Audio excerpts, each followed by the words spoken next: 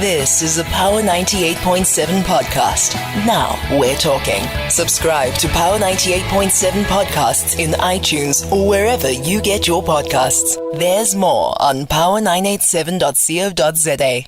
You're listening to Power Talk, 9 a.m. to noon. Let me remind you that we are coming to you live from Buffalo City this morning. And today we have the privilege of speaking with Tebogo Malaka, who's the CEO of the Independent Development Trust, which is an organization, as you know, that's deeply involved in this, the commemoration of 20 years of the expanded public works program happening this time in Buffalo City. And as a Schedule 2 state-owned entity, the IDT plays a vital role in really managing the implementation and delivery of crucial social infrastructure programs on behalf of the government. And with its national office situated in Tshwane in Pretoria and 9 regional offices across the country, the IDT forefront of driving meaningful development initiatives. Let's dive into this conversation with Ms. Malaka to gain insights into the IDT's contributions into the EPWP, impact on communities as well in Buffalo City and beyond. A pleasure to have you on the program this morning. Thank you and good morning. Thank you for inviting me. Firstly, can you provide us an overview of the Independent Development Trust's involvement in the EPWP, but also its significance in Buffalo City as we mark 20 years of the program? Thank you very much. As we have said, the Independent Development Trust is an entity of public works. We report to Cabinet through the Minister of Public Works. And as you know, Expanded Public Works Program is a program that is located within the Department of Public Works. So IDT, as an entity of public works, we were mandated to assist the department in creating jobs through the Expanded Public Works Program. So IDT started its involvement in the program in 2009. But the program itself started in 2004 as phase 1 with the department. So as IDT, we were mandated to then involve NPOs, which is non-profit organizations that we contract, and they create jobs and we give them stipends for those jobs that they are creating.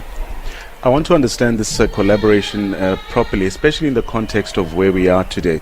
How does the IDT then collaborate with local stakeholders, if you will, but also communities themselves to identify but also implement social infrastructure programs that really align with the needs and priorities of some of our communities, especially the vulnerable ones? Okay.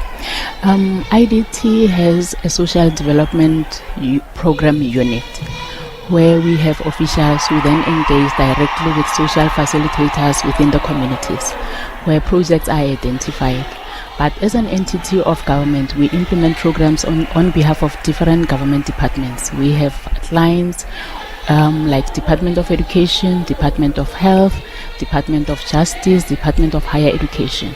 So those programs that we implement on behalf of those clients are located within particular communities. So we engage those communities before we even go and implement those programs, where then unemployed community members are identified, and once the projects start, they then come and work in those projects. Very, very, very interesting.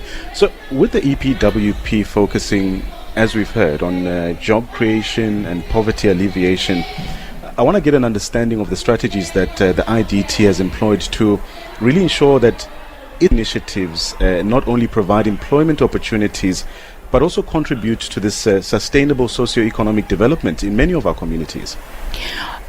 What we do, most of the NPOs that we contract with, the jobs that they create ensure that also the communities benefit. For example, in Mpumalanga, there's a NPO that produce fresh market and they sell their produce to the market. And that kind of initiatives then ensure that the communities benefit through job creation, but also ensuring that there is food security within that community. And that applies exactly the same with the Buffalo City. We have NPOs like that. So as CEO of the IDT, I want to get a sense of your experience as well.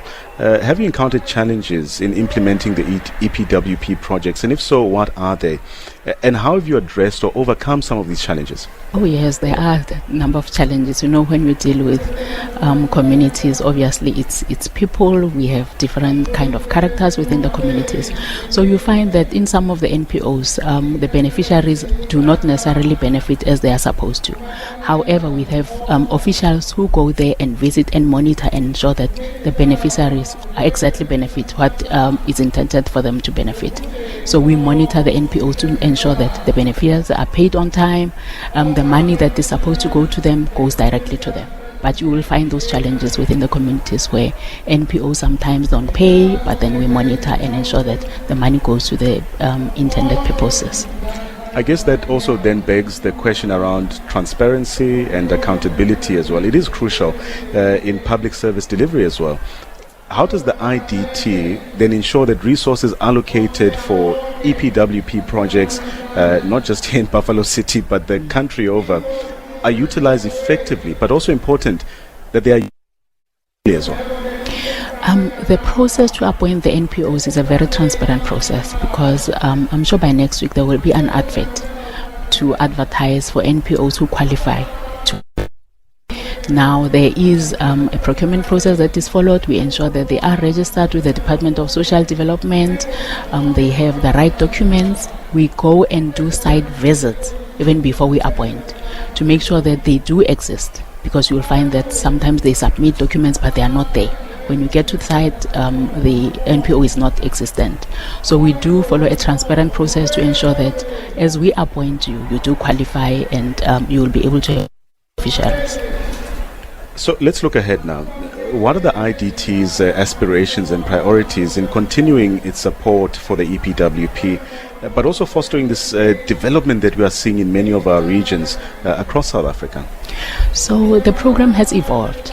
And as Independent Development Trust, we also try and ensure that we address the current challenges, not current challenges of 2004. So if you look at how we have been contracting, the NPOs that we have been appointing will be doing vegetable gardens, addressing issues of gender-based violence. But then what we are doing now, we are trying to ensure that we also support the mandate of government. Across the country there are issues of potholes. So we ensure that NPOs that will be contracting this time will be able to address those challenges within the communities. Waste collection, we have challenges within our communities of waste collection. So we also ensure that we move with the times and ensure that NPOs that we contract are not just traditional NPOs, so that we are able to assist municipalities and government with ensuring that our roads are in order, our communities are clean. So those are the challenges that we'll be addressing in the Phase 5 program. And lastly, Ms. Malaka, could you share any success stories or notable achievements of the EPWP projects which have been facilitated by the IDT that have really had a positive impact on the lives of community members? Are there actual stories or experiences that you can tell us about? Yes, there are, but maybe let me start with the numbers. Since the program was started, we had about 700,000 beneficiaries, and out of those 700,000 beneficiaries, 620 something, it's women. Now, if you empower a woman, you empower the whole community. So we do have families that we have visited where the program has made a huge impact in terms of the family had food on the table, they're able to take their kids to school, they're able to progress within the environment of our communities. Let me thank you for your time, Ms. Malaka. That's Tebogo Malaka, who's the CEO of the IDT, which is at the forefront of driving this meaningful development initiatives, such as what we are seeing play out this morning in Buffalo City, where, of course, we are commemorating or marking the 20-year anniversary of the EPWP. You've been listening to a Power 98.7 podcast. For more podcasts, visit power987.co.za or subscribe wherever you get your podcasts.